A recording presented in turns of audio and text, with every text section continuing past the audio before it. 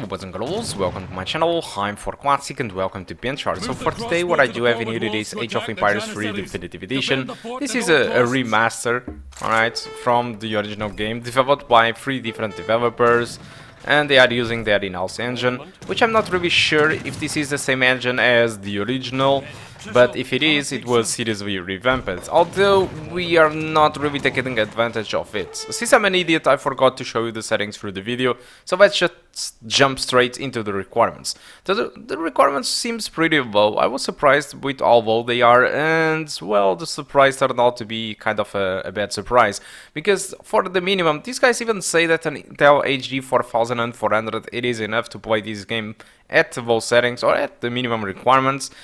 And the true fact it is that it's simply not true, because we have an Intel HD 620 and at 720p and using low settings, my experience was between 25 to 30 frames per second. Which is not unplayable though, but it is close to be unplayable, because this was the first mission and yes, there is some action in here, but I'm expecting that further missions into the game or big skirmish with big maps and big units fighting and distractions and particles all over the place, well, the performance might be even worse than what you're going to see in here. So, claiming that an Intel HD 4400 it is the minimum. I'm not really sure what they do consider to be a minimum, but probably playing at 800 per 600 and having 10 frames per second, it is a minimum for these guys, which I do disagree, because most of the game's requirements nowadays are a little bit inflated, but this one goes the other way around. I mean, they should specify these requirements a little bit higher, because I seriously doubt that an Intel HD 4400 can run this decently. Alright, because my card, it is really on the edge in here, and honestly I have a very big opinion about this Definitive Edition. These guys try to stay with the same art style but improving everything else, and not all the people are satisfied with the changes though.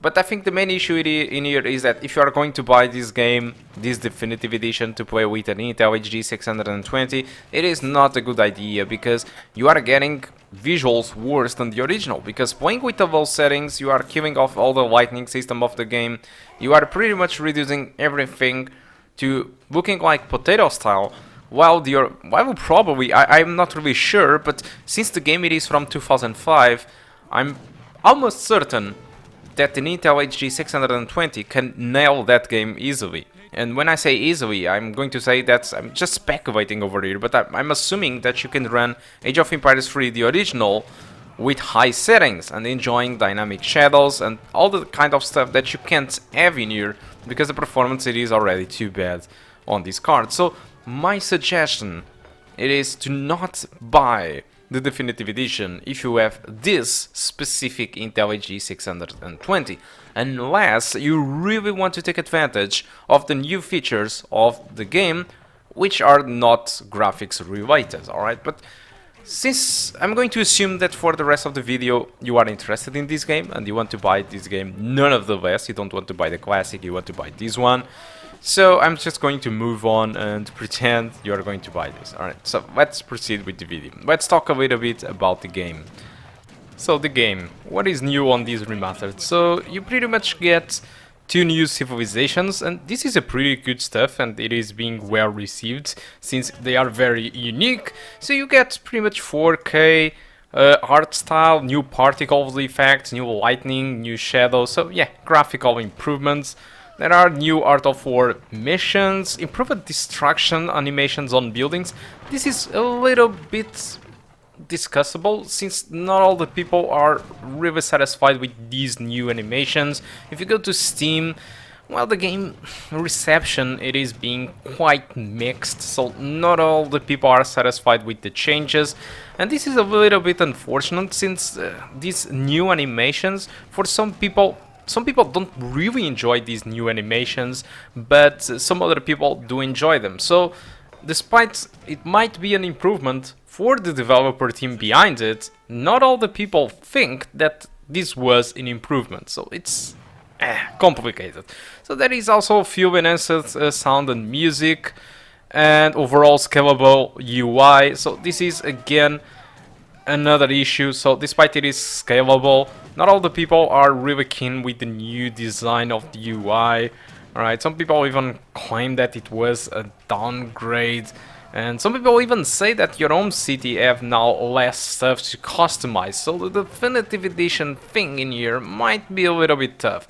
But the game also have mod support, new game modes, tutorials, and a ton of quality of life improvements. There was also some changes on the artificial intelligence. I'm not really sure if people are being true, but some people are saying that the artificial intelligence it is being a little bit more dumber than it used to be. I don't seriously want to believe that, because I don't see any issue with that. The only issue I have saw, it felt that the water maps, it was a little bit bugged, and after reading a little bit, it seems that this was an issue too with the original game. So it seems like the definitive edition didn't really fix all the issues from the original game, and also introduced changes that not all the people did want. But for me, I really think it is a nice game, and for its price, I mean, it's $19.99. It's a very awesome price in here anyway. You have an active multiplayer working, and just that by itself, it is awesome news if you want to go against your own friends or some people online. I think it's awesome. And the mod support. If the community picks up this game decently, you might have in here hundreds of hours of gameplay if you want.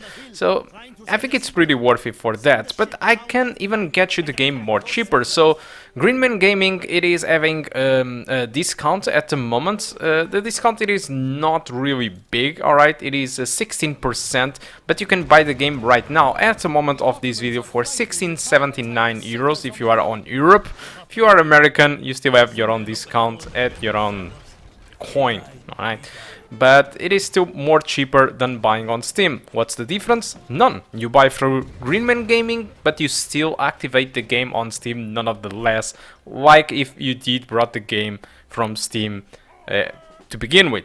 So yeah, I think you should really take the discount from Greenman Gaming, and if you want to take it, just go to the description of the video.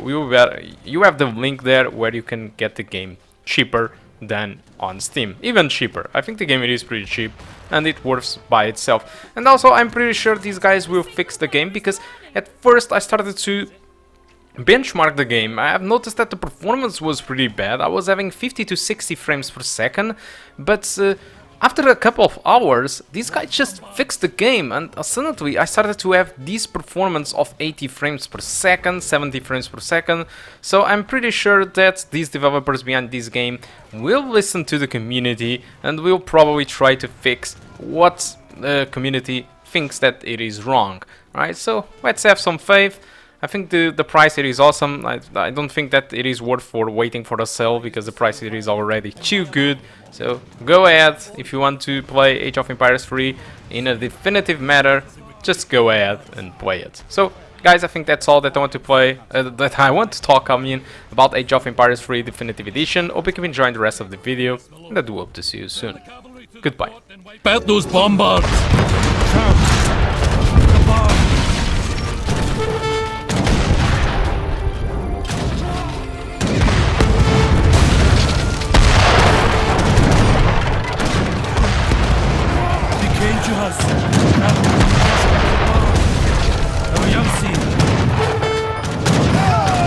Two to go. Good job. Let's get them. That's the last of the bombards. Excellent work, men. We have defeated the Falcon. For now.